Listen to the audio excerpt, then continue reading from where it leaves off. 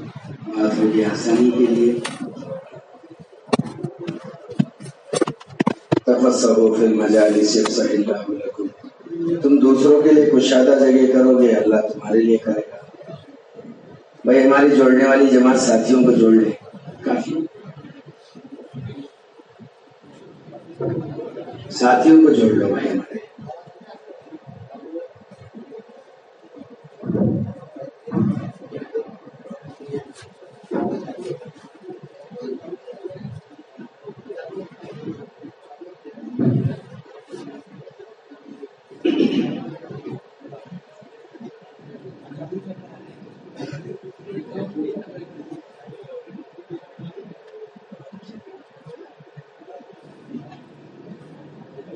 میں درود شریف پڑھ سکتا ہوں۔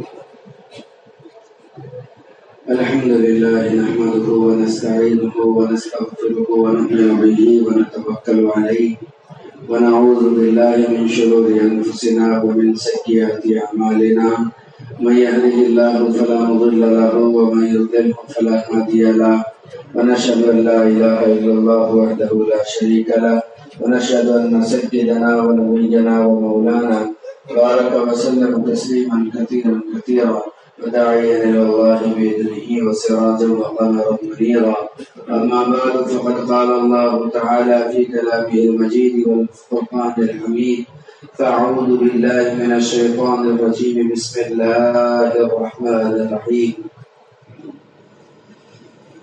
ما يفعل الله بعذابكم لئن شكرتم وآمنتم، وقال محمد رسول الله صلى الله عليه وسلم، ارحموا من في الأرض يرحمكم من في السماء، أو كما قال صلى الله تعالى عليه وسلم۔ میرے محترم عزیز بزرگ و دوستو، نہایت قابل احترام میرے دینی بھائی،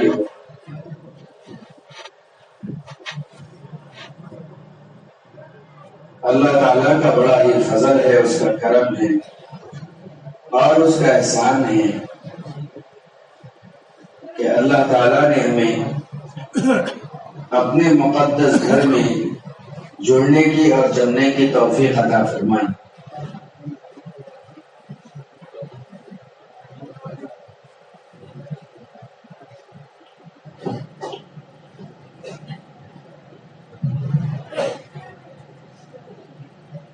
اللہ تعالیٰ کا مزید احسان ہم پر یہ ہوا کہ اللہ رب العزت نے ایمان جیسی عظیم الشان نعمت سے ہم سب کو مالا مال کیا۔ میرے عزیز و بزرگ دوستو، اس کائنات کے اندر اگر سب سے عظیم الشان کوئی نعمت ہے تو وہ ایمان ہے۔ دولت والے اس سرزمین پر بہت لوگ ہیں، مال والے اس سرزمین کے اوپر بہت لوگ ہیں، عزت والے اس سرزمین کے اوپر بہت لوگ ہیں، لیکن عزیز و بزرگوں، ان لوگوں میں سب سے زیادہ کامیاب بس وہی آدمی ہے جو اس دنیا میں ایمان والا ہے۔ لیکن ان ساری شرطوں میں سب سے بڑی شرط یہ ہے کہ وہ آخرت میں بھی ایمان والا ثابت ہو۔ اگر آخرت میں وہ ایمان والا ثابت نہ ہو سکا تو اس کا اس دنیا میں ایمان والا ہو کر کے جی کر کے اس دنیا کے اندر رہنا کوئی فائدہ نہیں دے گا۔ اس لیے اصل میں یہ ہے کہ اس دنیا سے ایمان والا ایمان کو بچا کر کے دنیا سے لے کر کے، اگر یہ دنیا سے ایمان کو بچا کر کے نہیں لے کر کے جاتا تو اس دنیا کے اندر اس کا جینا تو بیکار گیا اور اس دنیا کے اندر اس کا مرنا بھی بیکار گیا۔ ورنہ دنیا میں وہ کتنا ہی عزت والا مشہور تھا، لیکن مرتے وقت اگر اسے کلمہ نصیب نہ ہوا، مرتے وقت اگر اسے ایمان نصیب نہ ہوا، دنیا چاہے اسے ولی کہتے رہی ہو، دنیا چاہے اسے اعظم درجات کا مالک سمجھتے رہی ہو، لیکن اگر اسے مرتے وقت کلمہ نصیب نہ ہو سکا تو سوچئے تو صحیح اس کی زندگی کا کیا حاصل رہا اور اس کا آخرت میں کیا نتیجہ ہے۔ اس سے بڑی اور کوئی چیز نہیں۔ ایک روایت میں نے کسی قدیم کتاب میں پڑھی تھی، غالباً تجربی میں پڑھی تھی اور کسی کتاب میں روایت پڑھی تھی، اس میں یہ مرغوب تھا کہ حضرت موسیٰ علیہ السلام کا معمول تھا کہ آپ جب بھی کوئی طور کے اوپر تشریف لے کر کے جاتے تو اپنے ساتھیوں سے پوچھ لیا کرتے تھے، اپنے دوستوں سے پوچھ لیا کرتے تھے کہ میں رب سے ملنے جا رہا ہوں، تم میں سے کسی کی کوئی خواہش کوئی تمنا ہو تو تم مجھے بتلاؤ، میں جا کر کے اپنے رب سے تمہاری وہ تمنا پوری کراؤں۔ ایک دن آپ کوہ طور کی جانب رواں گواہ ہوئے تو آپ کو راستے میں ایک خنزیر کھڑا ہوا نظر آیا۔ اللہ نے اسلام کا تذکرہ قرآن میں بھی کیا، وہ جانور کھڑا ہوا آپ کو نظر آیا تو اس نے اپنی تھوتنی اوپر اٹھا کر کے کہا کہ اے نبی موسیٰ علیہ السلام، اللہ نے ہر زمانے کے ہر نبی کو یہ قوت دی ہے اور طاقت دی ہے کہ وہ اپنے زمانے کے جانوروں کی بولی سمجھ بھی سکتا ہے اور بولی بول بھی سکتا ہے۔ چنانچہ حضرت موسیٰ علیہ السلام اس کی طرف متوجہ ہوئے اور کہا کہ کیا بات ہے؟ اس نے کہا مجھے لگتا ہے کہ آپ کوہ طور پر جا رہے ہیں، آپ کا ارادہ کوہ طور ہے۔ کہا ہاں میں کوہ طور جا رہا ہوں اللہ سے ہم کلام ہونے کے لیے۔ تو کہا میں چاہتا ہوں کہ رب کے پاس آپ میری ایک درخواست پیش کریں، میرے اللہ کے سامنے میری ایک بات پیش کرے۔ کا بات کیا ہے؟ کا بات یہ ہے زمانوں گزرے ہیں اس حالت میں رہے ہوئے اور بڑا وقت بیت گیا ہے خنزیر بنے ہوئے، میں بھی چاہتا ہوں کہ انسان کی طرح اپنے دو پیروں پر کھڑا ہو کر کے کچھ زندگی کے خوشنما رعنائیوں سے لطف اندوز ہو جاؤں، کچھ میں بھی لے لوں انسانوں کی طرح، کچھ میں بھی انسانوں کی طرح رہ لوں اور جی لوں۔ اس لیے آپ جب اللہ کے پاس جائیں تو میری درخواست رکھے کہ مجھے انسان بنا دیا جائے۔ آگے کتاب میں لکھا ہے کہ حضرت موسیٰ علیہ السلام جب طور پر پہنچے اور اللہ رب العزت نے ایک پہاڑ پر نور کی تجلی پھینکی اور وہاں سے تختیاں کٹ کر کے جو اللہ کا نظام تھا، یعنی وہ لوح تورات کی تختیاں آپ کے ہاتھ میں آئی اور آپ تورات کی تختیاں لے کر وادی سینا سے ہوتے ہوئے باہر نکلنے لگے تو پیچھے سے آواز آئی موسیٰ نسیت التماس خلق، اے موسیٰ آپ ہماری مخلوق کی کوئی بات بھول رہے ہیں۔ موسیٰ علیہ السلام پلٹ کر سجدے میں گر گئے، کہا اے میرے اللہ، میں تو بھول گیا، بشر ہوں بندہ ہوں، لیکن تو کیسا سامع اور سمیع اور سننے والا ہے، اس نے وہاں کہا تو نے یہاں سنا، میں تو بھول گیا تو نے یاد رکھا۔ اللہ رب العزت نے یوں کہا موسیٰ جاؤ اس سے کہہ دینا ہم تمہیں انسان بنا دیں گے، لیکن بس بات یہ کتاب میں آگے یہ لکھا ہے کہ موسیٰ علیہ السلام جب گئے اور اس راستے کے قریب ہوئے تو دیکھا کہ وہ اسی طرح کھڑا ہوا آپ کے انتظار میں موجود تھا۔ جب موسیٰ علیہ السلام کو اس نے آتا ہوا دیکھا تو یہ کہا کہ بما فصل فی ربی، اے موسیٰ میرے بارے میں میرے رب نے کیا فیصلہ کیا ہے ذرا آپ مجھے بتا دیجئے۔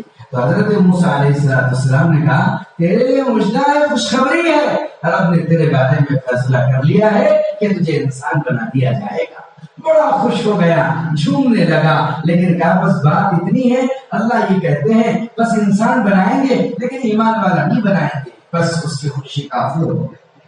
سر نیچے ڈال دیا اور پھر دوبارہ آسمان کی طرف تھوتنی اٹھائی اور یہ کہتا ہوا جنگل کی طرف بھاگا اے موسیٰ ایسا انسان بنا رہنے سے تو خنزیر بنا رہنا بہتر ہے جس میں ایمان موجود نہ ہو۔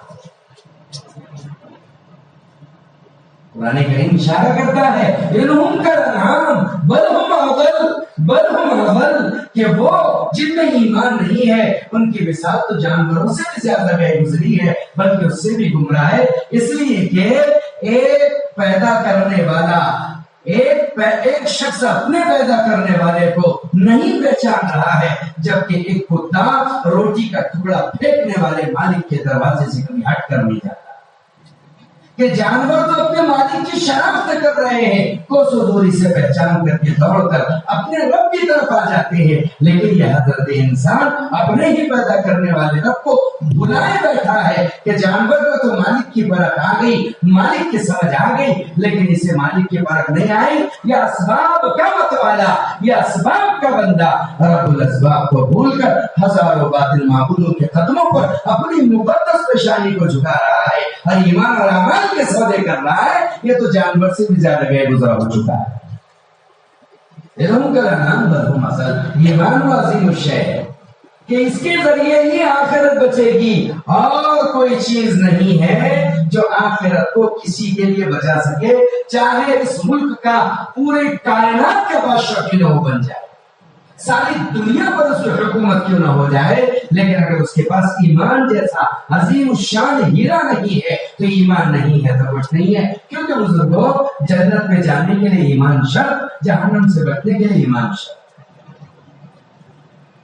ایمان ایک ایسی نعمت ہے کہ بغیر اس کے جنت کا دروازہ کی اوپن سی نہیں ہے، جنت کی چابی ہے، یہ مفتاح الجنہ ہے، اس کے بغیر جنت کا دروازہ کسی کے لیے کھلے گا نہیں۔ ایمان والا ہونا اتنے فخر کی بات ہے، اور اگر وہ ایمان والا محمد صلی اللہ علیہ وسلم کا امتی ہوتا،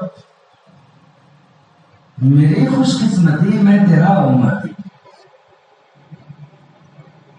یہ فخر جو تمہیں مجھے ملا ہے نا محمد صلی اللہ علیہ وسلم کا امتی ہونے کا، یہ فخر کسی کو نہیں ملا اس امت سے پہلے، کسی کو نہیں ملا۔ تمنائیں کر رہے تھے لوگ کس چیز کی؟ اے کاش کہ محمد صلی اللہ علیہ وسلم کی امت میں پیدا کر دیے جاتے، اے کاش کہ محمد صلی اللہ علیہ وسلم کا صحابی بنا دیے جاتے۔ آپ دیکھیے، آپ کو ابن حجر رحمۃ اللہ علیہ کی عبارات ملے گی۔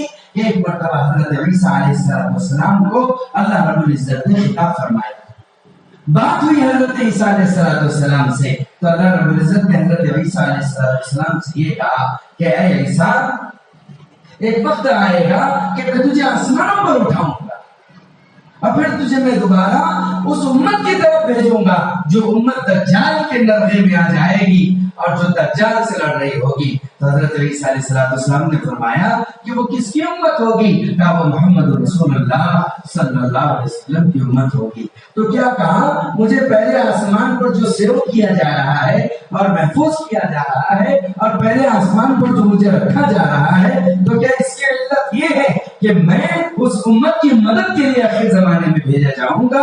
کہا ہاں، اس کی علت یہی ہے کہ تمہیں آخر زمانے میں محمد صلی اللہ علیہ وسلم کی امت کے لیے مدد کے لیے بھیجا جائے۔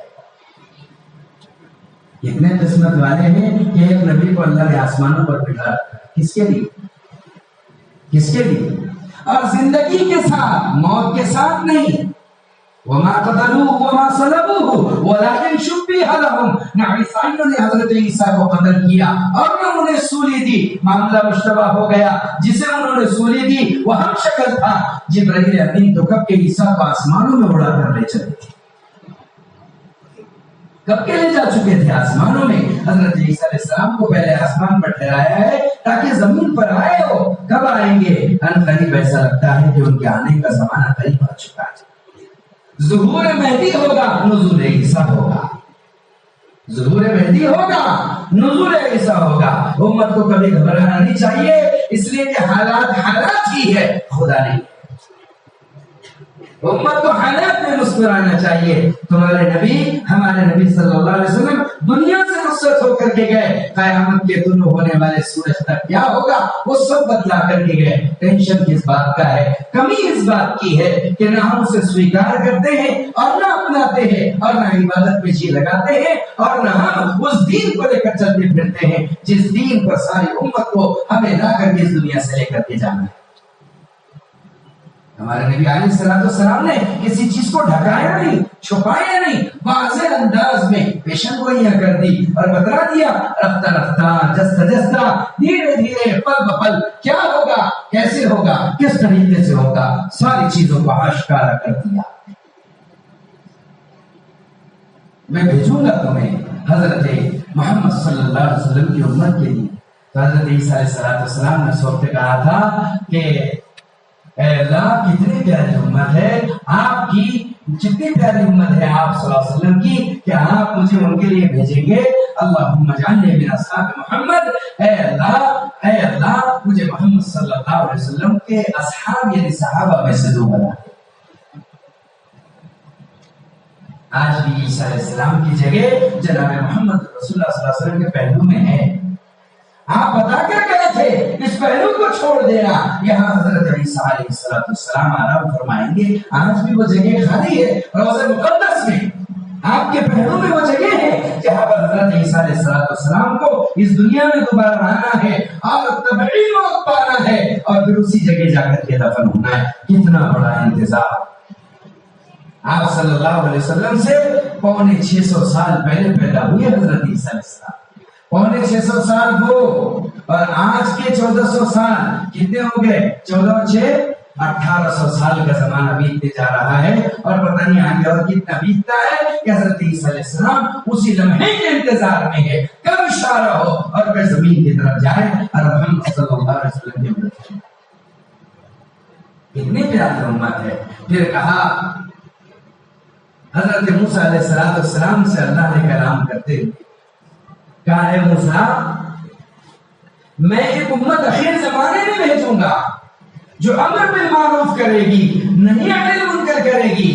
تو حضرت موسیٰ علیہ السلام نے کہا اے اللہ بڑی بھلی چیز ہے جو آپ اس امت کو دے رہے ہیں. یہ چیز میری امت کو ادا کر دیجئے. آواز آئی ایسی بہت ساری سی بات ہے جو ہم نے صرف محمد صلی اللہ علیہ وسلم کی امت کے لیے رکھی ہے. اور موسیٰ سنو ہم نے ان کے لیے اپنے دستے قدرت سے جنت میں ایک درخت لگایا ہے اور جنت بھی کون سی؟ جس کا نام فردوس ہے. جنت بھی کون سی؟ جس کا نام فردوس ہے. جنت الفردوس میں میں نے اپنے دست قدرت سے ایک درخت لگایا ہے. جانتے ہو موسیٰ اس درخت کا نام کیا ہے؟ اس درخت کا نام طوبیٰ ہے. شجرتن غرستها بیدی فی جنت الفردوس. ایک درخت ہے جسے میں نے جنت الفردوس میں اپنے دست قدرت سے بویا ہے. اور جانتے ہو اس درخت کا نام کیا ہے؟ کیا نام ہے؟ اس درخت کا نام میں نے طوبیٰ رکھا ہے. کیا رکھا ہے؟ طوبیٰ رکھا ہے. آپ صلی اللہ علیہ وسلم بار صحابہ سے فرماتے تھے کہ طوبیٰ لمن رآنی، کہ خوشخبری ہے اس کے لیے جس نے مجھے دیکھا. وہ درخت بھی سراپا خوشخبری ہے. وَطُوبَىٰ سَبْعَ مَرَّاتٍ لِمَن لَّمْ يَرَنِي وَآمَنَ بِي. اور 7 خوشخبریاں ہیں اس کے لیے جس نے مجھے نہیں دیکھا وہ پر ایمان لایا. صحابہ سے آپ فرماتے تھے طوبیٰ لمن رآنی، ایک خوشخبری اس کے لیے جس نے مجھے دیکھا. وَطُوبَىٰ سَبْعَ مَرَّاتٍ لِمَن لَّمْ يَرَنِي وَآمَنَ بِي. اور 7 مرتبہ خوشخبریاں اس کے لیے جس نے مجھے نہیں دیکھا اور مجھ پر ایمان لے کر آیا. ہم نے آقا کو نہیں دیکھا لیکن ہماری جان، عزت، آبرو جسم میں پائے جانے والے روح کے آخری ذرے سے زیادہ ہمیں ہمارے نبی صلی اللہ علیہ وسلم سے محبت. ہماری نسلیں قربان کر دیں گے ہم جناب محمد صلی اللہ علیہ وسلم کے ایک اشارے پر، ایک حکم کے اوپر. اس لیے کہ یہ وجود اور یہ ذات الوجود جو ساری کائنات کا نظر آ رہا ہے، اے نبی تیرے وجود ہی کی تو برکت ہے. سب سے پہلے مشیت کے انوار سے نقش روئے محمد بنایا گیا، پھر اسی نقش سے مانگ کر روشنی بزم کون و مکان کو سجایا گیا. اس بزم میں تاریکیاں ہی تاریکیاں تھی، بے نوریاں ہی بے نوریاں تھی. اے محمد عربی، اے سید الانبیاء والمرسلین، اے خاتم الانبیاء صاحب الصالحین، صلوات اللہ الامین، تیرے نور سے نور اللہ نے لے کر کائنات کو رنگین کیا. امام قاسم نانوتوی رحمۃ اللہ علیہ فرماتے تھے بار سب سے پہلے مشیت کے انوار سے رب العزت نے اپنی چاہت کے نور کو باہر نکالا، نقش روئے محمد بنایا گیا، پھر اسی نقش سے مانگ کر روشنی بزم و کون و مکان کو سجایا گیا. یہ ساری بزم کون و مکان آپ کے روشنی سے روشن کی گئی ہے. چاہے وہ سورج کی تابانی ہو یا چاند کی شابانی ہو، ہر ایک محمد رسول اللہ صلی اللہ علیہ وسلم سے آریت لے کر کے کی گئی. تو کہا کہ میں نے یہ اس کے لیے جناب محمد رسول اللہ صلی اللہ علیہ وسلم کی امت کے لیے رکھا ہے. تم جانتے ہو موسیٰ اس درخت کی خاصیت کیا ہے؟ اس درخت کی خاصیت یہ ہے اس کی جڑوں سے 3 نہریں نکل رہی ہیں. ایک سلسبیل ہے، ایک زنجبیل ہے اور ایک قاصد معین ہے. جانتے ہو اس نہر سے نکلنے والے پانی کی تاثیر کیا ہے موسیٰ؟ اگر اس کا ایک چھینٹا روئے زمین پر چھڑک دیا جائے تو ساری دنیا کے لوگ اس ایک چھینٹے کی خوشبو سے مدہوش ہو جائے، دیوانے ہو جائے۔ ایک چھینٹے کا یہ حال ہے۔ حضرت موسیٰ علیہ السلام نے کہہ دیا، تنبیہ الغافلین میں لکھا ہے، امام فقیہ اللہ سمرقندی رحمۃ اللہ علیہ نے حضرت موسیٰ علیہ السلام نے کہا اللہم اسقنی من مائہا، اے اللہ تھوڑا سا پانی آپ مجھے پلا دیجیے۔ آواز آئی موسیٰ آپ نے کیا مان لیا؟ سنو اے موسیٰ، میں نے سارے نبیوں کے اوپر اس پانی کا پینا حرام قرار دیا جب تک محمد صلی اللہ علیہ وسلم نہ پی لے، اور ساری امتوں پر حرام کر دیا جب تک میرے لاڈلے حبیب کی امت نہ پی لے۔ یہ امت کہاں جا کر کے اس کے مقامات تو دیکھو کہ اس کے پانی کو کوئی ہاتھ نہیں لگا سکتا، اس کی جنت سے کوئی مستفیض نہیں ہو سکتا، اس کی جنت کو کوئی ہاتھ نہیں لگا سکتا، اس کی آخرت کی نعمتوں کو کوئی چھو نہیں سکتا۔ اللہ نے اس امت کے لیے وہ نعمتیں چھپا رکھی ہے، وہ نعمتیں موجود کر رکھی ہے کہ اسے کوئی چھو نہیں سکتا، دیکھ نہیں سکتا۔ اللہ رب العزت نے اسے ایسا قیمتی امتی بنایا ہے، اسی لیے تو کہا کہ میری خوش قسمتی میں تیرا امت۔ ہمارے لیے اس سے بڑھ کر کے اور کیا خوش قسمتی ہوگی کہ ہم کس کی امتی ہے بھائیو؟ ارے بولو نا۔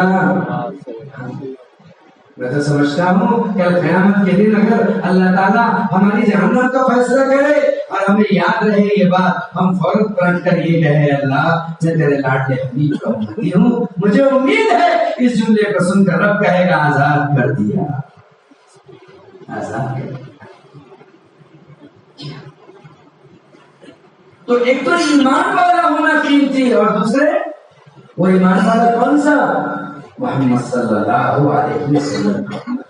اس لیے میرے عزیز و بزرگوں، ایمان والا ہونا ہمارے لیے بڑے فخر کی بات ہے۔ وَقَالَ إِنَّنِي مِنَ الْمُسْلِمِينَ، کہ فخر کے ساتھ کہ میں مسلمانوں میں سے ہوں، اس لیے کہ مجھے ہیرا ہی اسلام کا ایسا ملا ہے، یہ ایسا اسلام اور ایمان کا ہیرا ملا ہے جس ہیرے کی تابانی کسی کے پاس نہیں ہے۔ حضرت یعقوب علیہ السلام اپنی اولاد سے کہہ رہے ہیں، 12 کے 12 اپنے بیٹوں کو بلایا اور بلا کر کے کہا سنو وَلَا تَمُوتُنَّ إِلَّا وَأَنْتُمْ مُسْلِمُونَ، تمہیں نصیحت کرتا ہوں کہ موت تمہیں اسلام کی حالت ہی میں آئے، مرنا تو مسلمان ہو کر کے مرنا، ورنہ اسلام کے علاوہ تمہیں موت نہ آئے۔ اس لیے کہ جانتے تھے کہ اگر اسلام کی حالت میں مرا تو شفاعت پالے گا، لیکن اگر کلمے کی حالت میں نہ مرا تو اسے سرکار انبیاء بھی نہ بچا سکیں گے۔ شفاعت کا معیار ایمان ہے، شفاعت کا معیار اسلام ہے۔ اس لیے بزرگوں، ابھی جو محنت کرنے کی ضرورت ہے وہ مسلمان کے اسلام کی اور مومن کے ایمان کی حفاظت کی۔ اتنی ضرورت ہے کہ ایک مومن کے ایمان کی حفاظت کی جائے، ایک مسلم کے اسلام کی حفاظت کی جائے، تاکہ اس کی اس دنیا سے رخصتی کلمے کے ساتھ ہو اور ایمان کے ساتھ ہو۔ اب اگر اس ایمان کی حفاظت کو کوئی دنیا کے چکر میں چھوڑ رہا ہے، اسباب کے چکر میں چھوڑ رہا ہے، تو میرے عزیز و بزرگوں بتاؤ اس کی یہ نادانی ہے کہ نہیں ہے؟ بڑی نادانی ہے۔ جس ایمان کو اس کو بچا کر لے جانا ہے، جس اسلام پر اسے زندگی گزارنا ہے، اگر یہ اس کو چھوڑ کر اسباب کی دنیا میں الجھ گیا ہے کہ یہ دنیا کے سارے کام تو کر رہا ہے، ہر قسم کے تقاضے پورے کر رہا ہے، لیکن اس کے پاس دینی تقاضے پورے کرنے کا وقت نہیں ہے، دینی محنت کے لیے وقت نہیں ہے، ایمان کے تحفظ کے لیے اگر اس کے پاس وقت نہیں ہے تو اس سے بڑا نادان اس دنیا کے اندر اور کون ہو سکتا ہے۔ اس لیے ایمان والوں میں ایمان کی محنت، ایمان کی حفاظت کی محنت ہم سب کا فریضہ ہے۔ میرے عزیزو، دنیا تو بقدر مقدر ہے، مل کر رہے گی، لیکن دین کے ساتھ جدوجہد ہے، مشقت ہے۔ اللہ قرآن میں کیا فرما رہا ہے تیرے نبی سے؟ وَأْمُرْ أَهْلَكَ بِالصَّلَاةِ وَاصْطَبِرْ عَلَيْهَا لَا نَسْأَلُكَ رِزْقًا، آپ اپنے اہل وعیال کو نماز کا حکم کرتے رہیے، خود اس کے پابند رہیے، ہم آپ سے روزی کموانا، نَحْنُ نَرْزُقُكَ وَإِيَّاهُمْ، آپ کو رزق ہم دیں گے، ان کو رزق کون دے گا؟ رزق طے ہے، آپ ہاتھ ہلائے تو طے ہے اور نہ ہلائے تو ہمیں بولتے ہیں کہ بغیر ہاتھ ہلائے کیا ہوگا میرے عزیز سب ہوگا۔ آپ تاریخ اٹھا کر کے دیکھو، مقدر کا رزق کھائے سیا ہم میں سے کوئی اس دنیا سے رخصت نہیں ہو سکتا، نہیں ہو سکتا، نہیں ہو سکتا۔ آپ نے دیکھا ہوگا سیٹ کا بیٹا سیٹ بن جاتا ہے، بنتا ہے کہ وہ چلے گئے سارا مال بغل کچھ کیے جن کو مل گیا، سیٹ کا بیٹا سیٹ بن سکتا ہے، لیکن عالم کا بیٹا عالم نہیں بن سکتا، محنت کرنا پڑے گا۔ نہیں عالم کے ابا عالم تھے، اب عمر گئے، اب ان کو عالم صاحب بولیے ایسا ہوگا۔ آفیسر کا بیٹا آفیسر کہلائے گا، کیوں بھائی؟ جدوجہد ضروری ہے، لیکن مال کے ملنے میں جدوجہد شرط سمجھ لو۔ سیٹ کا بیٹا سیٹ ہو سکتا ہے، لیکن آفیسر کا بیٹا آفیسر، ایک عالم کا بیٹا عالم اور مفتی کا بیٹا مفتی بغیر کچھ کیے تو نہیں ہو سکتا۔ محنت اس کے لیے شرط ہے، لیکن مال کے لیے محنت کو شرط قرار نہیں کیا۔ جی ہاں، مقدر کی جو ہے وہ مل کر رہے گی، ہل کر نہیں رہے گی۔ اس لیے پچھلے جو بھی لوگ گئے وہ اپنی اولاد کو دین دے گئے اور دنیا سے خالی چھوڑ گئے۔ جو دیندار تھے اور بے دین وہ انہیں دنیا دے کر کے گئے، لیکن تاریخ نے ان کا منظر بھی کھینچا۔ عمر بن عبدالعزیز رحمۃ اللہ علیہ، ایک طرف مروان بادشاہ، ایک طرف خلیفہ عمر بن عبدالعزیز، یہ بھی بادشاہوں کے خاندان کی بیوی کے شوہر، ان کی اولادیں بھی راجکمار، ادھر مروان بادشاہ، کروڑ ہاں کروڑ، ارب ہاں ارب، ایکڑوں زمین کا مالک، جاگیروں کا مالک، سلطنت خداداد کا مالک۔ ایک طرف اس کی زندگی، ایک طرف ان کی زندگی۔ یہ دنیا سے رخصت ہو رہے ہیں تو ان کے پاس 6 دینار ہے، ایک میں کفن دیا جائے گا، ایک میں انتظام ہوگا اور 4 دینار بچوں کو دیے جائیں گے۔ لوگ کہاں دے رہے ہیں؟ عمر بن عبدالعزیز نے ساری زندگی انصاف کرتے تو گزار دی، لیکن اپنی اولاد کے ساتھ انصاف نہ کیا۔ یہ بچوں کے لیے کیا چھوڑ کر کے مر رہے ہیں؟ آپ جواب دے رہے ہیں کہ میں بچوں کے لیے دین چھوڑ کر مر رہا ہوں، دنیا کا کتا انہیں نہیں بنا رہا ہوں، جس اللہ نے پیدا کیا ہے اسی اللہ کے حوالے کر کے جا رہا ہوں۔ ایک بادشاہ یہ گزر رہا ہے، دوسرا بادشاہ مروان دنیا سے جا رہا ہے، بیٹوں کو کیا مل رہا ہے؟ 17,000 جاگیریں اس بیٹے کو، 80,000 ایکڑ گاؤں اور کھیت اس بیٹے کو، اور اتنی ندیاں اور مساقات اس بیٹے کو، ساری حکومت ان بیٹوں میں تقسیم ہو گئی۔ اللہ اکبر! تاریخ نے وہ منظر بتایا، تاریخ نے وہ دن دکھایا کہ جب جامع مسجد کی ان سیڑھیوں سے، جامع مسجد کی ان سیڑھیوں سے امام وقت اتر رہا ہے تو لوگ کھڑے ہو رہے ہیں استقبال میں۔ وہ امام وقت کون ہے؟ وہ آنے والے عمر بن عبدالعزیز کی اولاد ہے، اور وہیں پر کوئی بھکاری کٹورا لے کر کے بیٹھے ہیں۔ یہ کون ہے؟ یہ مروان کی اولاد۔ عبرت کے لیے ڈھونڈ کسی شاہ کی تربت اور پوچھ کہاں ہے وہ تیری شان حکومت، کل تجھ میں بھرا تھا سو غرور آج کہاں ہے، اے قاصے سربول تیرا تاج کہاں ہے۔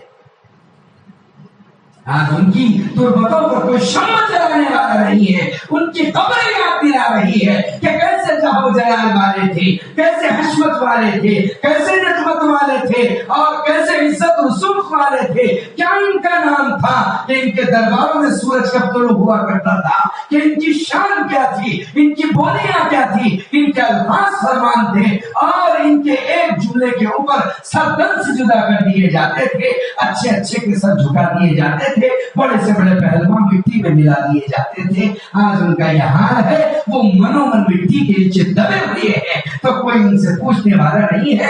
کسرنی فرصت کے بھیا کیس تھی، شمع تک جلتی نہیں ان کی مزاروں۔ عجیب بات ہے۔ اس لیے جو دنیا چھوڑ کر کے گئے خود دنیا والے ان کے نہ ہو سکے، اور جو دین چھوڑ کر کے گئے اس دین نے انہیں عزت بخشی۔ گاؤں کے باہر ایک نل تھا، پانی بہ رہا تھا، عورتیں وہاں پر پانی بھر رہی تھی اپنے اپنے گونڈ اور مٹکوں سے، عورتیں آپس میں کلام کر رہی تھی۔ ایک عورت نے دوسرے عورت سے کہا کہ چلو مجھے جانا چاہیے، میرا بیٹا اسکول سے آتا ہی ہوگا، میرا بیٹا کالج سے آتا ہی ہوگا۔ باتیں ہی کر رہی تھی تو کالج سے بیٹا آتا ہوا نظر آیا. ایک عورت نے بھی کہا میرا بیٹا بھی ابھی مدرسے سے آتا ہی ہوگا. وہ بھی ظاہر ہو گیا, یہ بھی ظاہر ہو گیا. لیکن اس لڑکے نے اپنی ماں سے کہا جو کالج کا بچہ تھا, کہا کہ امی بھوک لگی ہے, ذرا جلدی سے آ جاؤ, کھانا نکال کر کے دو. ماں نے گونٹ اٹھایا, اپنے سر پر رکھا, بچے کے پیچھے پیچھے گھر کی طرف چلی اور پلٹ کر کے اپنی سیلن سے کہا دیکھا میرا بچہ پڑھ لکھ کے کتنا آگے بڑھ گیا ہے, کتنا فرق ہے میرے اور تمہارے بیٹے میں. وہ بچہ جب مدرسے سے حافظ قرآن آیا تو اس کی ماں گونٹ اٹھانے جا رہی تھی, اس نے فوراً جھک کر اس گونٹ کو اپنے سر پر لے لیا اور چلتا ہوا کہا امی آپ چلیے میں آپ کے پیچھے آ رہا. تو اس ماں نے اس عورت سے کہا دیکھا کتنا فرق ہے میرے بیٹے میں اور تیرے بیٹے میں. تیرا بیٹا تجھ پر بوجھ رکھ کر آگے چلا گیا, لیکن میرا بیٹا بوجھ لے کر کے چل رہا ہے. ہم یہ نہیں کہتے کہ دنیاوی تعلیم نہ ہو, دنیاوی تعلیم کے بغیر تو گزارا نہیں ہے. ہمیں تو خوب ضرورت ہے اس امت کے اندر ہر عہدیدار کی, ہر پوسٹر آدمی کی ضرورت ہے, لیکن کیسے ہو, ایسے ہو جو دین کو ساتھ میں لے کر کے چلے, دین داری کے ساتھ چلتے رہے, تاکہ ان کی بھی خیر آخرت کے در ہو جائے اور ان کی دنیا آخرت بھی سمجھ جائے. جو اپنی اولاد کو دین دے کر اس دنیا سے جائے گا وہ در در نہیں بھٹکے گی, اور جو صرف دنیا لے کر کے جائے گا پتہ نہیں ان کا کیا حشر اور کیا حال. اس لیے میرے عزیز و بزرگوں, پچھلے لوگوں کو اپنی آخرت کا فکر تھا, آخرت کا خوف تھا. کیسے وہ لوگ تھے جنہوں نے آخرت کو خود بھی سمجھا تھا اور آخرت کو اپنی اولاد کو بھی سمجھایا. ورنہ کسی بادشاہ کی زندگی کو ایسا دیکھا ہے کہ جب پہلی رات وہ اپنی بیوی سے ملاقات کے لیے جا رہا ہے اور کہہ رہا ہے تو خلیفہ مروان کی تو بادشاہ کی بیٹی ہے, تیرے جسم پر سونا لگا ہوا ہے, اگر تجھے میرے ساتھ زندگی گزارنا ہے تو ایک چھوٹی سی شرط پر تجھے راضی رہنا ہوگا. کیا شرط ہے؟ کہا یہ سونے کی اور میری نہیں بنتی, تجھے سارا سونا اٹھا کر غریبوں میں صدقہ کرنا ہوگا اور میرے ساتھ غربت کی زندگی گزارنا ہوگا. آج ہم غربت سے دور بھاگتے ہیں, غریبی سے دور بھاگتے ہیں. ہم کہتے ہیں گھر میں فاقہ نہ آئے, کبھی دستر سونا نہ ہو, ہر وقت ہمارے گھر میں چاندی ہو, اچانک ہوتی رہے اور ہمارے گھر روشن چلتے رہے. میرے عزیزوں ذرا پچھلوں کو تو دیکھو, انہوں نے غریبی سے محبت کی تھی, پیار کیا تھا. اسے آگے مت سمجھو, اس لیے پیار کیا تھا کہ وہ غریبوں کا درد بانٹنے لگے تھے, وہ غریبوں کا دکھ بانٹنے لگے تھے. انہیں غریبوں کے درمیان میں جینا آ گیا تھا, انہیں غریبوں کے درمیان میں مرنا آ گیا تھا. جیسے اللہ کے نبی علیہ السلام پر جب مکہ المکرمہ کے پہاڑ پیش کیے گئے, کہا جبرائیل امین نے صفحۃ التفاسیر میں لکھا ہے یوں اشارہ کیجئے کہ سارے کے سارے پہاڑ آپ کے لیے سونا کر دیے جائیں گے. آپ نے فرمایا جبرائیل میرے رب سے کہہ دیجئے میں ایک دن کھانا چاہتا ہوں تو شکر کرنا چاہتا ہوں, اور دوسرے دن بھوکا رہنا چاہتا ہوں تو صبر کرنا چاہتا ہوں. میں صبر و شکر کی زندگی چاہتا ہوں, غربا والی زندگی پسند کرتا ہوں. مجھے امیروں کی, بادشاہوں کی زندگی پسند نہیں ہے جن کا مال لوگوں کو آخرت سے غافل کرتا ہے. مال بری چیز نہیں ہے, لیکن مال میں لگ جانا, اعمال سے دور ہو جانا, یہ میرے عزیز و بڑی خطرے کی گھنٹی ہے, خطرے کی گھنٹی. حالانکہ وہ لوگ وہ تھے جنہیں اللہ نے دنیا میں اشارہ دے دیا تھا کہ تمہاری آخرت سبری ہوئی ہے, تمہاری جنت طے ہے, لیکن ان کا خوف اپنے نفس کے بارے میں اتنا تھا کہ انہوں نے کبھی اپنے آپ کو اس خوف کے پنجرے سے آزاد نہیں کیا تھا, آزاد نہیں کیا تھا. اسی لیے تو وہ نبی نہیں تھے, وہ انبیاء نہیں تھے, وہ صحابہ نہیں تھے. میں تابعین کی بات کر رہا ہوں, انبیاء میں سے نہیں تھے, صحابہ میں سے نہیں تھے, ایک تابعین کی بلکہ تبع تابعین کی بات کر رہا ہوں. حضرت عمر بن خطاب رضی اللہ عنہ کے پوتوں کی تیسری پیڑھی کی بات کر رہا ہوں. اللہ اکبر کبیرہ وللہ الحمد کثیرہ. تیسری پیڑھی کی بات کر رہا ہوں جن کے انتظام نے شیر اور بھیڑیے کو اور بھیڑیے اور بکری کو ایک گھاٹ پر جمع کر دیا تھا, ان کی بات کر رہا ہوں. ابن قیم رحمۃ اللہ علیہ نے اور روح میں کتاب لکھی. اس میں ابن حوشب کی ایک روایت نقل کی ہے جو پتہ نہیں قبروں کی روایت آج میں سے یاد آ رہی ہے. اس میں روایت نقل کی ہے ابن حوشب نے، شرح الصدور کی روایت ہے. شاہر ابن حوشب یہ راوی انہوں نے لکھا کہ حضرت عمر بن عبدالعزیز رحمت اللہ علیہ کا زمانہ جو بیتا ہے، جس دن اس بھیڑیے نے بکری پر حملہ کیا، اس دن اس چرواہے نے چیخ کر یہ کہا تھا، لوگوں ایسا لگتا ہے عمر بن عبدالعزیز کا انتقال ہے. کیسے پتا چلا؟ کہا اس گھاٹ پر پانی پینے والے بھیڑیے نے بکری پر حملہ کر دیا، ظلم کا آغاز ہو گیا. ایسا لگتا ہے انصاف کے بادشاہ سے زمین خالی ہو چکی. پتا چلا جب منصف انصاف والے اس سرزمین پر قائم رہیں گے تب اللہ امتیوں کے لیے آسانیاں پیدا کرے گا. تب تک آسانیاں پیدا کرے گا. اور جب انصاف والے اٹھ جائیں گے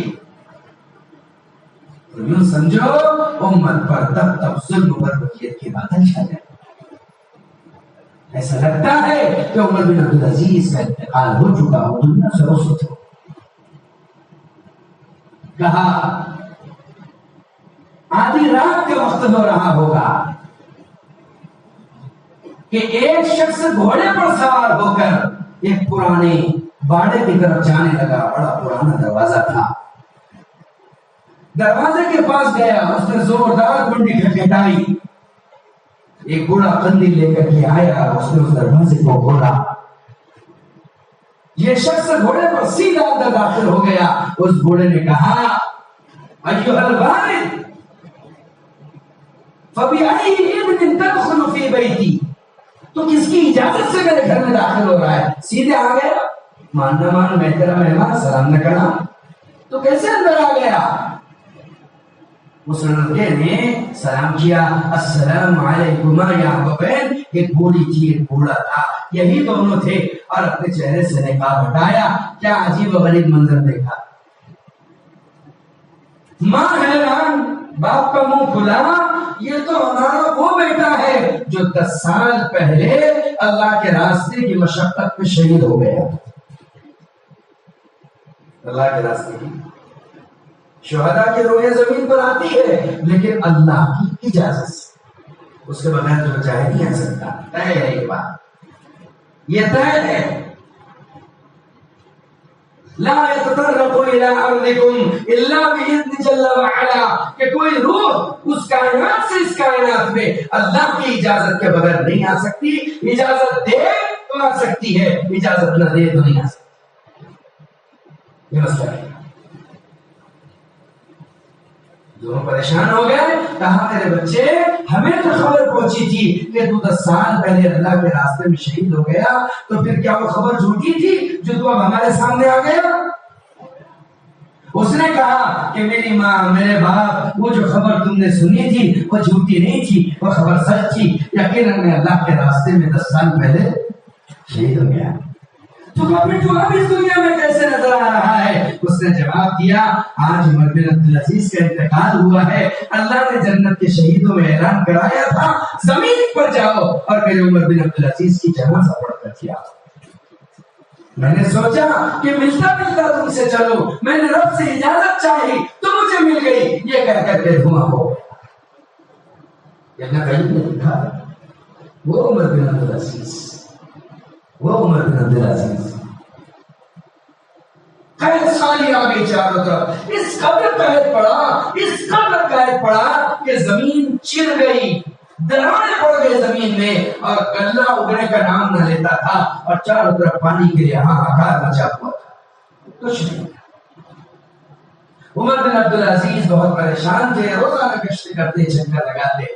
ایک دن کچھ لوگ قبیلے والے ایک ذہین آدمی کے پاس پہنچے اور جا کر کے اس سے کہا کہ چلو ہم سب کی طرف سے تم متکلم بن جاؤ. عمر بن عبدالعزیز کو ہمارا حال سناؤ، ہماری پریشانی، ہمارا درد سناؤ، تاکہ عمر بن عبدالعزیز ہماری بھوک اور پیاس کو سمجھے. ہم صحیح بات نہیں کر پائیں گے اس دربار. मुतकल्लिम ज़हीर आदमी था, वो लेकर के दरबार में दाखिल हुआ सबको। जब सब के सब वहां पर आ गए तो मुतकल्लिम ने हजरत उमर बिन अब्दुल अजीज को सलाम किया और कहा कि शाह वक्त मैं कुछ गुजारिशात रखना चाहता हूँ। बोलने की इजाजत है, बोलो। तो पहली बात तो ये है कि जो माल आपके खजाने में है और बैतुल माल में है वो या तो अल्लाह का है, या तो आपका है, या तो इनका है। अगर आपका है तो आप तो शाह है, आपको क्या जरूरत है, इन्हें अदा कर दीजिए। और अगर अल्लाह का है तो अल्लाह का माल उसके बंदों को दे दीजिए, आज इनको जरूरत है। और अगर खुद इनका है तो जिसकी अमानत उसको दे दीजिए। बड़ी ज़ियानत की बात की थी। उमर बिन अब्दुल अजीज ने कहा तू बड़ा बात करने का माहिर आदमी है, आपने हुक्म दिया, अपने वजीरों से कहा सारे खजाने के मुंह खोल दो, लोग परेशान हाल है, जिसको जो लेना है वो लेकर के चली जाए, हर एक की जरूरतें पूरी कर दो। लोग ऊंट लेकर के आए, खूब लादा। जब ऊंट रुखसत होने लगे तो आपने उस मुतकल्लिम को बुला आवाज दे करके बुलाया, जरा इधर आओ। वो जब आपके पास आया तो कहा सुन, तूने इनकी जरूरत मुझ तक पहुंचाई तो मैंने इनकी जरूरत पूरी कर दी। तूने इनकी जरूरत मुझ तक पहुंचाई तो मैंने इनकी जरूरत पूरी कर दे। मैं तुझसे दरख्वास्त करता हूँ, मेरे घर में भी 8 दिन से फाका है, मेरी जरूरत भी मेरे अल्लाह तक पहुंचा दे कि अल्लाह मेरे हक में फैसला करे। वो मुतकल्लिम पहुंचा हुआ था, उसी वक्त हाथ उठाया और कहने लगा ऐ अल्लाह, तू उमर बिन अब्दुल अजीज के साथ वो मामला कर जो तू अपने सबसे ज्यादा महबूब लोगों के साथ करता है। बस ये जुमला बोलना था, घमासान के बादल आ गए और धुआंधार मूसलाधार बारिशें बरसने लगी और फिर बड़े बड़े बर्फ के और ओलों के टुकड़े गिरने लगे। उसी दरबार में अल्लामा कमालुद्दीन दिलियली ने रहमतुल्लाह अलैह लिखा है, एक ओले और बर्फ का टुकड़ा सीधे दरबार में आकर के गिरा और जब टुकड़ा वो टूटा तो उसमें एक रेशम का कपड़ा निकला। उस रेशम के कपड़े पर लिखा था कि कद गफरा जब्बार समाई जब्बार अल-अर्ज़, तहकीक के आसमान के बादशाह ने आज जमीन के बादशाह की मग़फ़िरत का ऐलान कर दिया। आसमान के बादशाह ने आज जमीन के बादशाह, अल्लाह प्यार से कह रहा है। कमालुद्दीन दिलियली ने इसको शराब वस्त के साथ सनद और रुवात के साथ लिखा है। इस चीज ऐसे लोग, ये जमाना सहाबा का नहीं है, जमाना नबियों का नहीं है। अमल की नैया ऐसी पैदा करके ये बतला गए कि मनाते और कमालात हासिल करने का दौर कभी खत्म नहीं होगा। बस तुम्हें अपने अमल की सुई और रुख को सीधा और मुतवज्जे करने की जरूरत है, करने की जरूरत है। जी हाँ, इसलिए मेरे अजीजों, मेरे बुजुर्गों, दोस्तों, जितना बड़ा आदमी था उतना घबराता था, जितना ऊंचा आदमी था उतना डरता जाता था। किस चीज से? कि भी मरते वक्त ईमान का क्या होगा, मरते वक्त ईमान का, अजी कितना भी बड़ा हो, आसमान क्यों ना हो, लेकिन अगर मरते वक्त ईमान नसीब ना हो तो सोचो तो सही। इसलिए मेरे अजीजों, मौलाना इलियास साहब रहमतुल्लाह अलैह को जिस फिक्र ने तड़पाया था, जिस फिक्र ने तड़पाया था और जिस बेचैनी ने रुलाया था, वो बेचैनी यही थी कि या अल्लाह, इतने बड़े बड़े उम्र के लोग हैं और ये बड़े बड़े उम्र के लोग कलमा तक नहीं जानते। हमारे मुल्क की हालत ये थी। आज तो ये गुलशन माशाअल्लाह बाबू बहार के साथ नजर आता है, आज तो ये चमन खिलखिलाता हुआ नजर आ रहा है। जब गुलिस्तान को खून की जरूरत पड़ी, सबसे पहले हमारी ही गर्दन कटी। जब गुलिस्तान को खून की जरूरत पड़ी, सबसे पहले हमारी ही गर्दन कटी। अब जब गुलिस्तान सहरा हो गया तो हमसे कहते हैं प्यारे ये अहले चमन, ये वतन है हमारा तुम्हारा। अब जब सब माशाअल्लाह सरसब्ज हो गया, शादाब हो गया, तो हमारी जुबानों पर ये बात आती है ये तो सब हमारे करामतों का नतीजा है, ये तो सब हमारी मेहनतों का नतीजा है। अल्लाह अकबर कबीरा, जिस चीज ने मौलाना इलियास साहब रहमतुल्लाह को तड़पाया वो ये चीज थी। इस तरह पर नींद नहीं आया करती थी मौलाना इलियास साहब, نیند آنکھوں سے کوسوں دور آپ کے رہا کرتی تھی. آپ ایک ہی چیز سوچتے تھے کہ ان کا کیا ہوگا. آپ نے میواتیوں کی جماعت بنا کر کے تھانہ بھون بھیجی تھی حضرت تھانوی رحمۃ اللہ علیہ کے پاس. تھانہ بھون بڑی خانقاہ تھی اس زمانے کے اندر, بڑا مدرسہ بھی تھا ماشاءاللہ, دل نشین خوش ربا.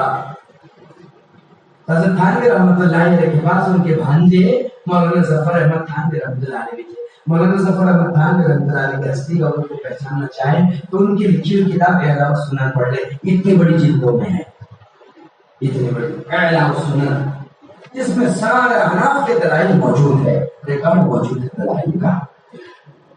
تو حضرت ظفر احمد تھانوی رحمۃ اللہ علیہ سے کہا کہ جماعت جا رہی ہے, دیکھو ذرا کیا کرتے ہیں. اپنے بھتیجے کو بتلانا چاہتے تھے کہ یہ کام, بھتیجے تھے بھانجے تھے, انہیں بتلانا چاہتے تھے کہ یہ کام جو مولوی الیاس صاحب نے شروع کرایا ہے کتنا اہمیت کا. جب یہ جماعت میواتیوں کی سب سے پہلے نکلی اور یہ باہر نکلی تو ایک بڑے بھی ادھر سے کھانس کا بھالا لے کر کے آ رہے تھے, گٹھا لے کر کے آ رہے تھے. عمر رہی ہوگی 60 65 70 سال, بڑھاپا تھا. جیسے وہ قریب آئے انہوں نے سلام کیا کہ تاؤ سلام ہو. انہوں نے سلام کا جواب دیا, بھالا نیچے رکھا, مسافہ کیا, کہو بے کا کہا دو. انہوں نے کہا کہ تم نے بھی کلمہ پڑھا ہے لا الہ الا اللہ محمد رسول اللہ. ہم نے بھی کلمہ پڑھا ہے لا الہ الا اللہ محمد رسول اللہ. تو کلمہ پڑھو. تو وہ تاؤ کہنے لگے کہ بھائی میں تو کلمہ نہ جانوں کہ 70-75 سال کی عمر کا بوڑھا اسے کلمہ یاد نہیں ہے, اور یہ خانقاہ کے پاس میں رہتا ہے, مدرسے کے اطراف میں رہتا ہے. انہیں فکر ہوا, پریشانی لاحق ہوئی کہ یار یہ کیسا. چنانچہ انہوں نے ان کو کلمہ پڑھایا, بہت دیر تک کھڑے رہے, ساتھ میں لے کر کے چلے, مسجد میں آنے کی انہیں دعوت دی. حضرت ظفر احمد تھانوی رحمۃ اللہ علیہ کتابوں میں لکھا ہے, حضرت تھانوی کے پاس اور کہا کہ انہوں نے ایک 75 سال کے بوڑھے کو کلمہ اس وقت پڑھایا جب اس نے یہ جواب دیا کہ مجھے کلمہ نہیں آتا. تو حضرت تھانوی رحمۃ اللہ علیہ نے جب یہ کار گزاری سنی تو اس وقت آپ نے فرمایا تھا الیاس نے ہماری یاس کو, نا امیدی کو آج سے امید سے بدل دیا. نا امیدی امید سے بدل گئی تھی, ورنہ لوگوں کے لیے گوبر کی پوجا کرنا آسان, اسی پر شکریہ لگا کرتی تھی, دیا لگا کرتا تھا. آدمی کے لیے کشکا لگا لینا اور لنگی کی دھوتی اور دھوتی کی لنگی کر لینا کوئی مشکل نہیں. اللہ کا فضل ہے, کام آیا تو کام کی برکت سے ہاتھ سے لٹ نکل گئی مسواک, کیا لٹ نکل گئی مسواک. کام آیا ہاتھ سے دھاگے نکل گئے تسبیح. کام آیا سروں سے گندگیاں نکل گئی, امامے آ گئے. زندگی میں بدلاؤ آیا, چینجز آیا. امت نے سنت کو سمجھا, شریعت کو سمجھا, دین کو سمجھا, دعوت کو سمجھا. عزیز و بزرگوں, حالات کے دھپیڑے آتے رہے, حالات کے شکنجے کستے رہے, کچھ اپنوں کے, کچھ غیروں کے, کچھ پرائیوں کے, بہت حالات آئے. یہاں تک ایک دور آیا مولانا الیاس صاحب رحمۃ اللہ علیہ اس زمانے میں 1000 گاؤں کے مالک تھے. وہ غریب خاندان نہیں تھا, کاندھا کا خاندان تو غریب تھے. کتنے گاؤں کے مالک تھے؟ 1000 گاؤں کے مالک تھے. اس 1000 گاؤں میں سے کاندھا کا صرف ایک باغیچہ بچا ہے جو شیخ زکریا رحمۃ اللہ علیہ اور مولانا صاحب کی ماں کے حصے میں آیا ہے. وہ ٹکڑا جو ساری لگ گئی امت کی. مولانا سجاد نعمان دعوت کرتا تھا, میرے والد صاحب جب بھی دلی کے قریب جاتے تھے تو اپنی چپلیں اتار لیتے تھے, کہتے تھے جس جگہ پر مقدس پسینہ گرا ہو چپل پہن کر جانے سے مجھے خاندان کے پرانی. فرمانے لگے کہ ایسا دور آیا نظام الدین کے اندر, اللہ اکبر کبیرہ, وہ دور آیا رمضان کا زمانہ, 20-25 وہاں پر میوہ تھی. اور جب افطار کا وقت آیا مولانا الیاس صاحب نے پوچھا میاں جی کچھ افطار کے لیے ہے؟ تو فرمایا آج تو کچھ نہیں ہے, گولر سے افطار کرنا پڑے گا. دسترخوان بچھا دیا گیا اور گولر کا جھاڑ تھا, گولر رکھ دیے گئے اور اس کا پانی پی لیا اور گولر کھا لیا. افطار ہو چکا تھا.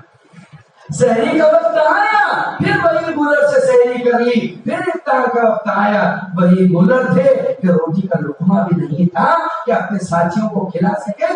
1000 के 1000 गाँव लुटा दिए थे, सारी जमीनें लुटा दी थी, और यहाँ तक के अपने घर की किसी बहू बेटी के नाक की नथनी बची थी, न कान की बाली बची थी, न गले का जेवर, न झूमर कान का बचा था। सब आपने ऐलान किया उस दिन और ये कहा, तारीख में लिखा है, अपने सारे साथियों को बेबातियों को जमा करके कहा कि सुनो, देखो मेरा क्या है, मैं दुबला पतला आदमी हूँ, हौस का पानी पी करके जी लूंगा, जिंदगी गुजार लूंगा, लेकिन तुम नहीं जी पाओगे।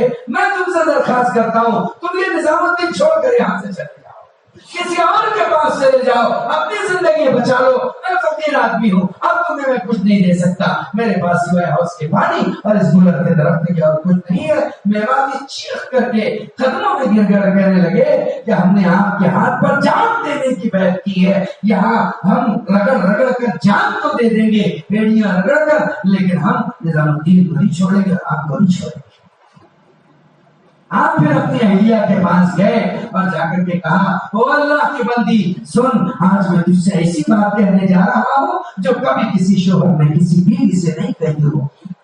मैं तुझसे आज ऐसी बात कहूंगा जिससे तेरे दिल को धक्का तो लगेगा, लेकिन मैं क्या करूं, मैं तेरी उजड़ती जिंदगी बर्दाश्त नहीं कर सकता। तेरी भूख, तेरी प्यास और तेरे फाके मेरी बर्दाश्त से बाहर है, इसलिए मैं तुझसे दरखास्त करता हूँ, तू चाहे तो मैं तुझे तलाक दे दूं, अगर तेरी तमन्ना हो तो मैं तुझे हाथ तलाक देकर मैं आजाद कर दूंगा। तू अपने माँ बाप के यहाँ चली जाना और तू मुझ पर कसूर डाल देना, और अपने अब्बा के यहाँ जाकर मैं दुआ करूंगा, अल्लाह तुझे कोई ऐसा शख्स अपनी जिंदगी में शोहर के बदल दे कि वो तेरी जिंदगी को अच्छी तरीके से निभा करके गुजार।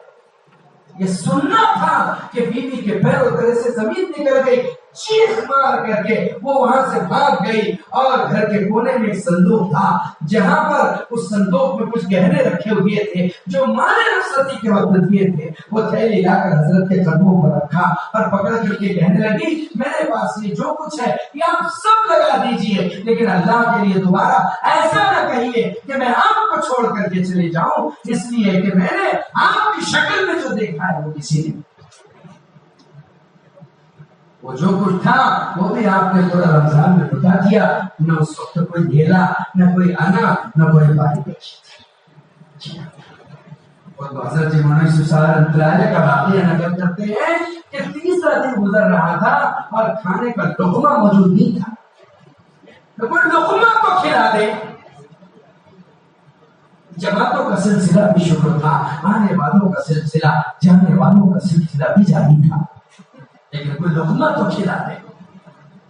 भूख से निहाल होकर के मौलाना यूसुफ जो तकरीबन 7-8 साल 10 साल के रहे होंगे, उन्होंने अपनी अम्मा से कहा, अम्मा अब भूख बर्दाश्त नहीं होती, ऐसा लगता है मैं रस खा करके गिर जाऊंगा, इसलिए अम्मा कुछ करो, मुझे कुछ खिलाओ। तो माँ ने कहा, बेटे तहखाने में जाओ, एक संदूक हुआ करता था, एक ताबूत था जिसमें आटा रखा जाता था, उससे कुछ झटक करके देख लो, अगर कुछ आटा निकल गया तो मैं तुम्हें रोटी खिला। हज़रत जी मौलाना फरमाते हैं कि वो नीचे गए, जाकर के उस ताबूत को जब खोला तो उसको खिगोरा, उससे खूब हिलाया झुलाया तो बहुत सारा आटा निकल गया। मारे खुशी के फूले न समाये, वो आटा लेकर के सीधे अपनी माँ के पास आए, कहा, माँ इतना बड़ा आटा निकला है। माँ ने बहुत सारी रोटियां बनाई और सालन के तौर पर एक प्याज काटी और उसे पानी में नमक में गर्म करके दे दिया कि इसके अलावा कोई मसाला भी नहीं था जिससे सालन। माशाअल्लाह खाना तैयार हो गया था, रोटियां बहुत सारी बन गई थी, दस्तरखान बिछ गया, और हज़रत जी मौलाना यूसुफ जो बच्चे थे लुक़मा तोड़ने ही वाले थे कि बाहर से अब्बा की आवाज आई मौलाना इलियास की कि बेटे यूसुफ, ऐसा लगता है कि घर में खाना बना है, देखो अल्लाह के रास्ते की एक जमात आ गई है, जो कुछ बना है लेकर के आ जाओ। उठता हुआ लुक़मा दोबारा पलेट में चला गया था। وہ دستر بھی چلا گیا، وہ پلیٹ بھی چلی گئی، وہ ہڈی بھی چلی گئی۔ مولانا یوسف کھڑے رہے کہ یار ان سے بچے گا تو مجھے ملے گا۔ وہ کھاتے رہے سوائے روٹیوں کے کٹوں کے اور کچھ نہ بچا، اور کچھ ڈوری میں سالن تھا وہ لے کر دوبارہ اندر آئے۔ چلو یہ تو غنیمت ہے کہ چند لقمے بچ گئے، لیکن جیسے کھانے کے لقمہ اٹھایا پھر ابا کی آواز آئی، بیٹے یوسف جو لے گئے تھے واپس لے کر آؤ۔ 2 ساتھی اللہ کے راستے میں اور آئے، جو تھا وہ بھی دے دیا، اور ہچکیاں سے سینہ لے کر ماں کی گود میں سر دے کر رونے لگے۔ جب ان ہچکیوں کی آواز حضرت مولانا صاحب علیہ کے کانوں میں پڑی تو آپ نے کہا یوسف کی ماں یوسف کیوں رو رہا ہے؟ جواب دیا کہ کچھ نہیں حضرت، کیوں نہ روئے بیچارہ، زمانے کے بعد لقمے کے قریب ہوا تھا لیکن وہ لقمہ اس کے مقدر کا نہیں تھا۔ اسی وقت مولانا صاحب اٹھے، جو نظام الدین میں آج مسجد ہے، جس مسجد کو سیو رکھا گیا ہے، اس میں جا کر کے آپ بہت روئے۔ جب آپ باہر نکلے تو آپ کی آنکھیں سرخ تھی، آنسوؤں سے داڑھی بھری ہوئی تھی۔ آپ نے روتے یوسف بلکتی ماں سے کہا تھا کہ اے یوسف تھوڑا تو صبر کر لے، اور یوسف کی ماں تو بھی صبر کر لے، میرے اللہ نے میرے دل پر الہام کیا ہے، آج کے بعد اس 4 دیواری میں کبھی فاقہ نہیں آنے دے گا۔ یہ مطلب نہیں تھا کہ قیامت تک کے غیب کا علم آ گیا تھا، مطلب یہ تھا اللہ کے توکل پر بھروسے پر کہا تھا کہ یہاں اللہ کبھی فاقہ نہیں آنے دے۔ سب کچھ اجڑنے کے بعد کچھ آباد ہوا ہے، سب کچھ رہنے کے بعد کچھ بنا ہے۔ میرے عزیز و بزرگوں، یہ محنت ہی وہ محنت ہے جس نے امت میں امت بنا پیدا کیا ہے، ورنہ ہماری 20-25 سال پہلے کے حالات سے ہم خود واقف ہیں۔ اتنا زمانہ ہو رہا ہے برار کے اندر تبلیغ کو آئے ہوئے۔ ہاں اسلام تمہارے برار میں آیا ہے، اور کہاں سے آیا ہے؟ اچل پور سے آیا ہے۔ سن 1002 میں تمہارے اچل پور سے اسلام آیا ہے، اس برار میں 1002 میں، اور شاہ عبداللہ رحمان غازی رحمۃ اللہ علیہ کے ہاتھوں سے آیا ہے۔ تاریخ کے تم مہر ہو اچل پور والوں، تاریخ تمہارے ارد گرد طواف کرتی ہے، تم برار کا وہ ابھنگ حصہ ہو جس کو کوئی مٹا نہیں سکتا، جس کو کوئی بھولا نہیں سکتا۔ تم اسلامی تاریخ کا شاہکار ہو، تم اسلامی تاریخ کا وہ نمونہ ہو جو پورے برار میں کہیں اور پیش نہیں کیا جا سکتا۔ یہاں اچل پور سے شروع ہوگی اور تاریخ بالا پور پہ جا کر ختم ہوگی۔ اسلام آیا ہے، لیکن اسلام کی بقا کی محنت تو آئے ہوئے کتنا زمانہ، اسلام کی بقا کی محنت برور کے راستے سے ہمارے ضلع میں، ہمارے علاقے میں، ہمارے علاقے میں کیسے درد کے ساتھ، کرم کے ساتھ، بڑی محنتوں کے ساتھ، اس وقت میرے جیسے لوگ نہیں لگے ہوئے تھے۔ کیسے تھے وہ لوگ تھے جن کے چوڑے پیجامے، کیسے بنتے وہ لوگ تھے جن کو ہوتا تھا نمک پہ کافور کا دھوکا، بن گئے عالم کی تقدیر بنانے والے۔ ہمارے حاجی عبدالغفار صاحب بات کہتے تھے، امیر صاحب رحمۃ اللہ علیہ سناتے تھے ان کے بارے میں کہ حاجی عبدالغفار کہ جنہیں اللہ نے کروڑوں اربوں سے نوازا تھا، حال یہ تھا کہ کوئی جماعت ایسی نہیں ہوتی تھی جو ان کے سرکرے کے بغیر رہنے کے چلے جاتے، کوئی اجتماع نہیں ہوتا تھا جہاں ان کا ٹرک نہ لگ جاتا ہو۔ اللہ نے انہیں نعمتوں سے نوازا تھا کہ سارا خرچ دین پر کرتے تھے، کہیں مسجد بن رہی ہمارا لگے گا، دعوت خانے بن رہے ہمارا لگے گا۔ ان کے یہاں عالم تھے کہ ادھر گارنٹیڈ ہو رہی ہے اور ان کے بغیچوں کی حفاظت ہو جاتی ہے۔ ایک دور کہاں وہ دیکھا کہ میں نیر پنگ لائٹ سے سبزی لے کر کے نکلا، راستے میں ایک بیل مر گیا، اونٹ لگی مر گیا، اب صبح سویرے پہنچنا ہے، اب کسی کا بیل بھی نہیں، آدھے راستے میں اٹکا ہوا ہوں، جتنی امراوتی ہے اتنا نیل پنگ لئی ہے، کیا کروں؟ تو کہا وہاں سے لے کر امراوتی کی منڈی تک ایک طرف بیل تھا ایک طرف میرا کھندا تھا۔ دنیا کی آخری سانس تک حاجی عبدالغفار صاحب کی بات، آخری سانس تک مرے بھی تو جماعت کو کھانا کھلا کر مرے۔ آج بھی نظام الدین میں حاجی عبدالغفار کو یاد کیا تھا۔ ساتھیوں کی نسبت کا آنکڑا جوڑ کر کے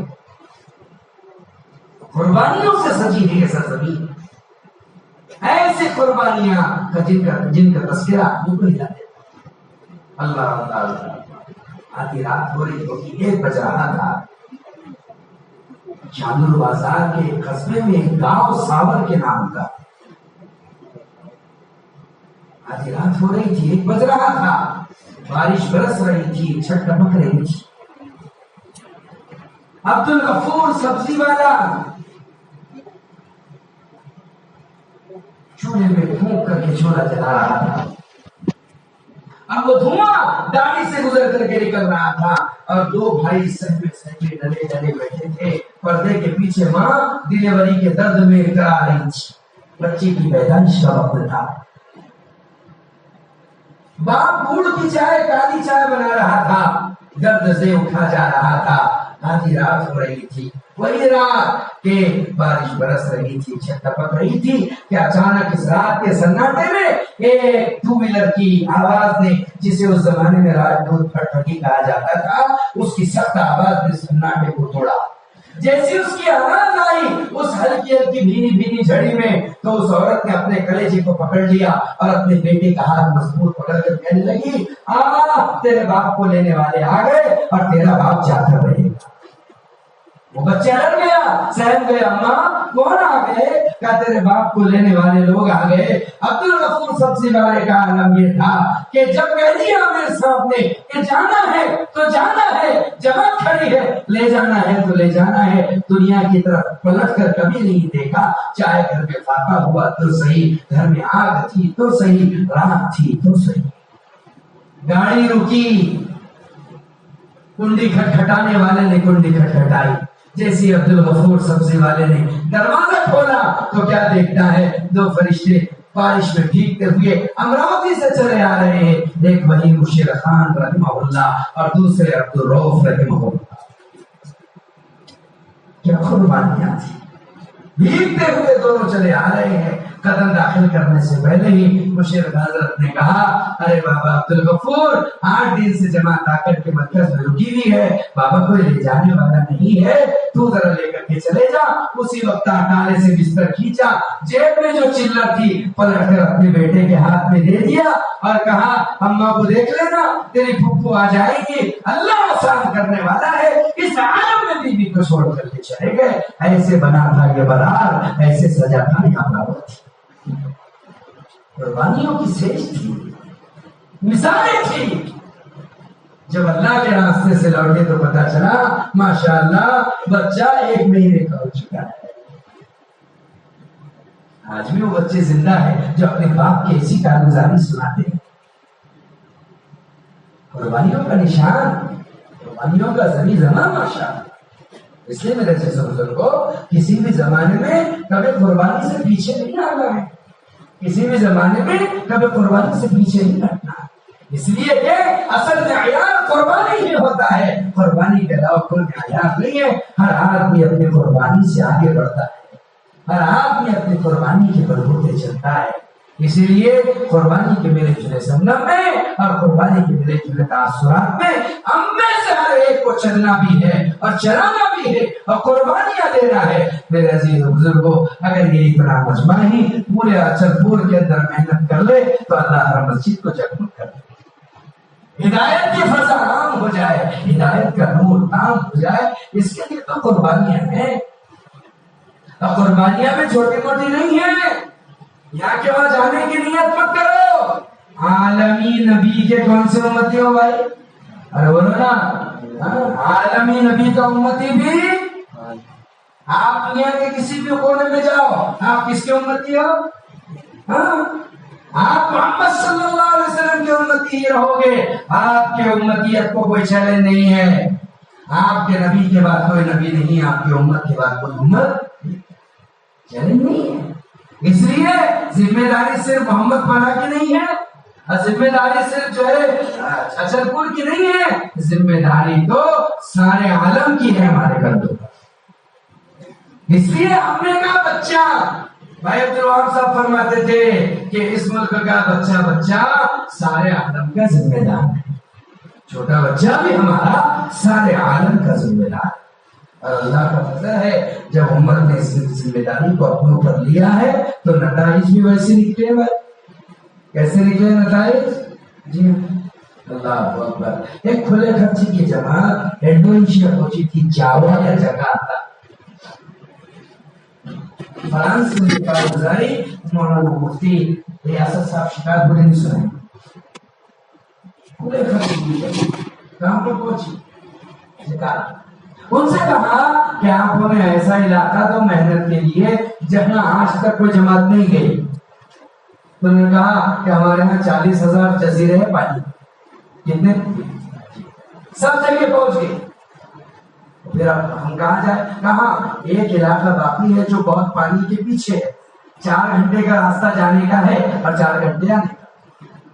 وہاں وحشی لوگ رہتے ہیں, جنگلی لوگ رہتے ہیں, وہاں تک کوئی آج تک نہیں پہنچا. تو میں ٹھیک ہے ہم جانے کے لیے تیار ہے. جماعت نظام الدین سے پہنچی تھی, محنت کے لیے پہنچی تھی, انہوں نے خرچ کی تھی.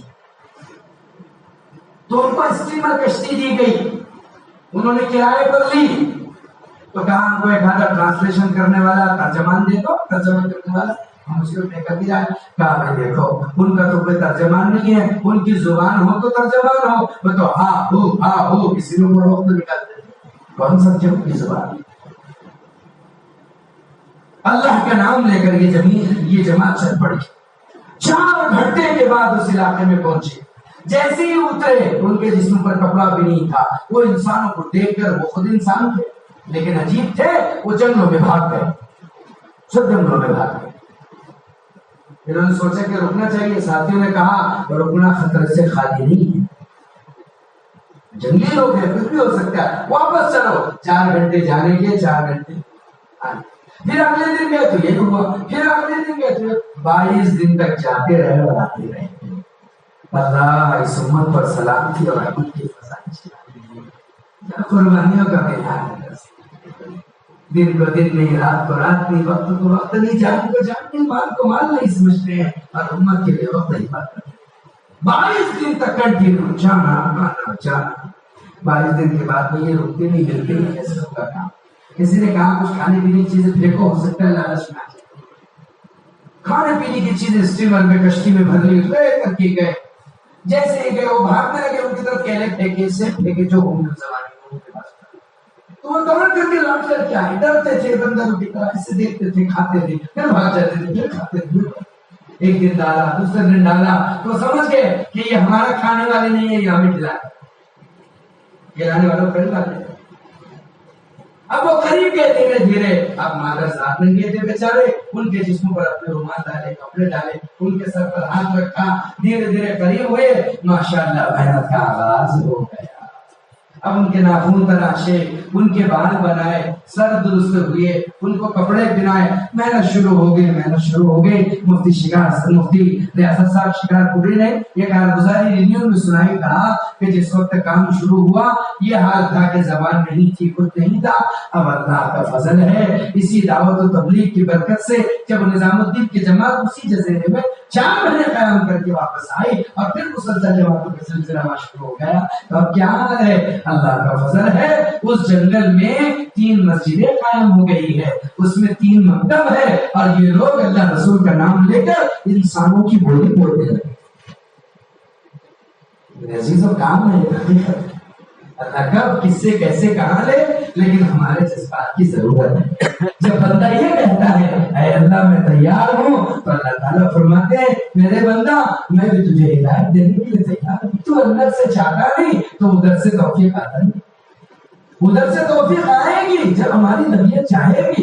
ہم میں سے ہر ایک کو سارے عالم کی محنت کی نیت کرنا ہے. کرتے ہیں انشاءاللہ. کون کو نیت کرتا ہے انشاءاللہ سارے عالم میں پھرنے کی اس کام کو لے کر؟ واہ واہ, ماشاءاللہ ماشاءاللہ. اللہ نے جیسے ہمارے ہاتھ اٹھوائے ہیں, اللہ ہماری ذات کو بھی اٹھوائے.